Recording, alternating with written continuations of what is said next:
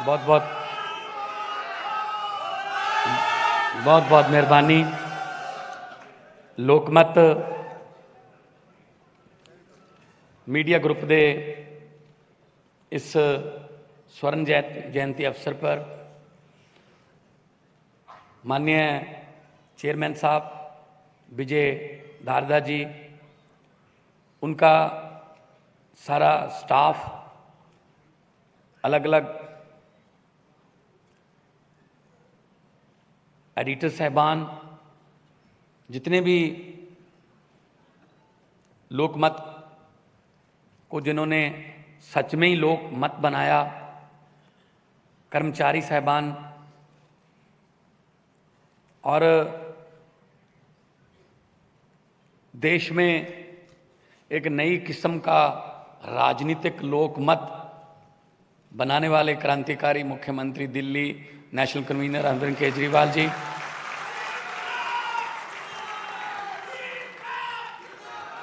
राज्यसभा में पंजाब की नुमाइंदगी करने वाले राघव चड्ढा जी और सभी अतिथिगण, और सबसे ज़्यादा धन्यवाद आपका कि आपका एक एक चला हुआ कदम हमारे सर माथे पर, आप इतनी भारी संख्या में यहाँ पर आए हैं।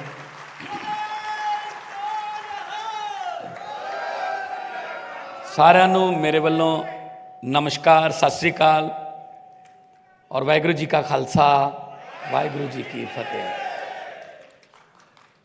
मीडिया को चौथा पिलर माना जाता है। जैसा कि चेयरमैन साहब जब बोल रहे थे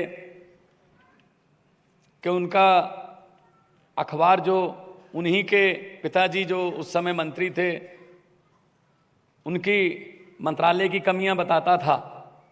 असल में मैं ये समझता हूं कि जो अच्छा दोस्त वही है जो कमियां बताए। तारीफ करने वाले बहुत मिल जाएंगे।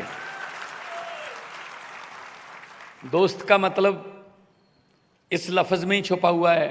एक डैश लगा दीजिए बस, 2 डैश सत्य, 2 सच्चाइयाँ, 2 सत्य। अगर एक तरफ से सत्य है, एक तरफ से झूठ है, ज़्यादा देर नहीं चलेगा। तो सत्य वही है जो बताया जाए। अकबर ने बीरबल से पूछा कि बीरबल, सच और झूठ में क्या फ़र्क होता है, क्या अंतर होता है? बीरबल ने कहा, जी जितना कान और आँखों में होता है। तो अकबर ने कहा, ये क्या, मैं समझा नहीं। तो बीरबल ने कहा, जी जो कानों से सुनते हैं वो झूठ है, जो आँखों से देखते हैं वो सच है। आजकल जगह जगह पे नफ़रत के बीज बोए जाते हैं तो इंटरनेट बंद करना पड़ता है, क्योंकि र्यूमर फैलते हैं। वो कानों से सुनते हैं, हम आँखों से नहीं देखते। अफवाहें कानों से फैलती हैं, आँखों से नहीं फैलती।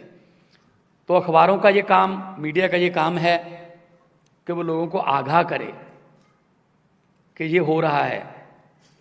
वरना आजकल देखते हैं, एक टीवी चैनल ने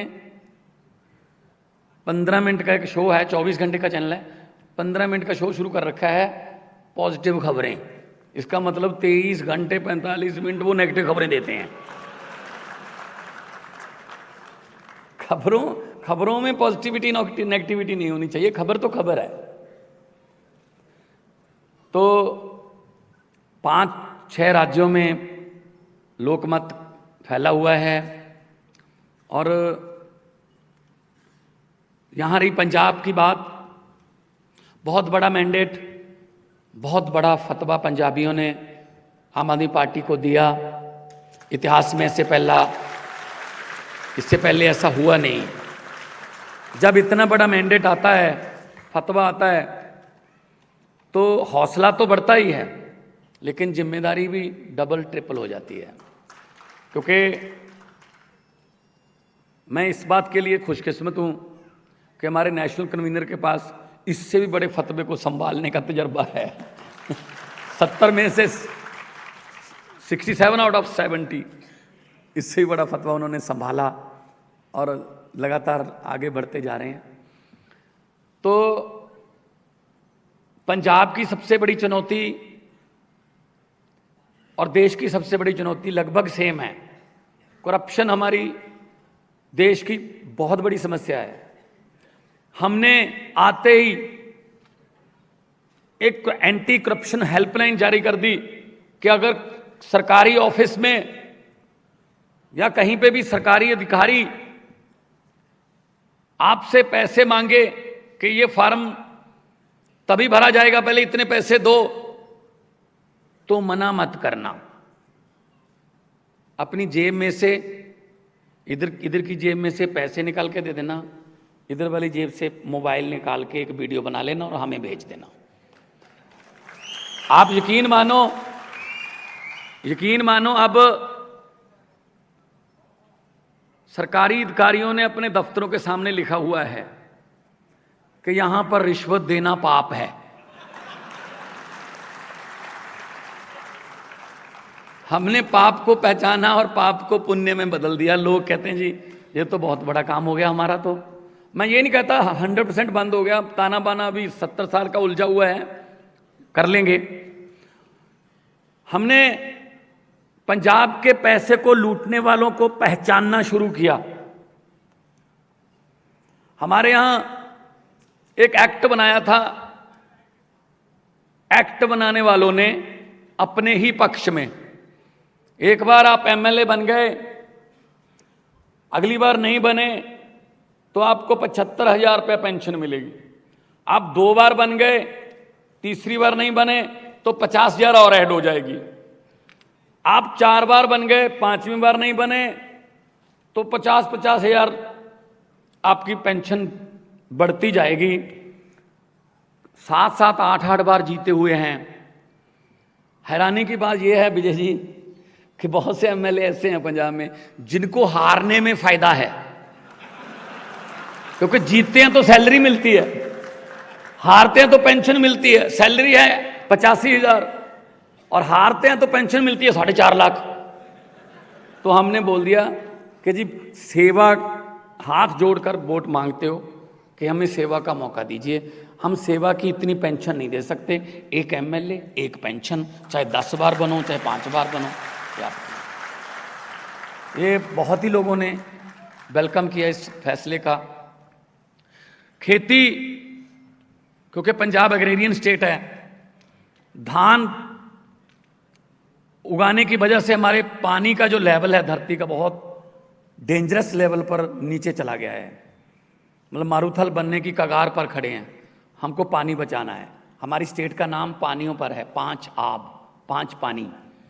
लेकिन हमारा धरती का पानी खत्म हो रहा है, नदियों का पानी पोल्यूटेड हो गया। गुरु नानक साहब ने अपनी बानी में लिखा था, पवन गुरु पानी पिता माता धरत महत। पवन हवा, हवा को गुरु का दर्जा, पानी को पिता का दर्जा, धरती को माता का दर्जा। लेकिन बदकिस्मती से हम इन तीनों दर्जों को कायम नहीं रख पाए। हम मिलकर सारे 3 को पंजाबी जो हैं, पूरी दुनिया में जितने पंजाबी बसते हैं, हम मिलकर इन तीनों दर्जों को कायम करेंगे और पंजाब को दोबारा पंजाब बनाएंगे।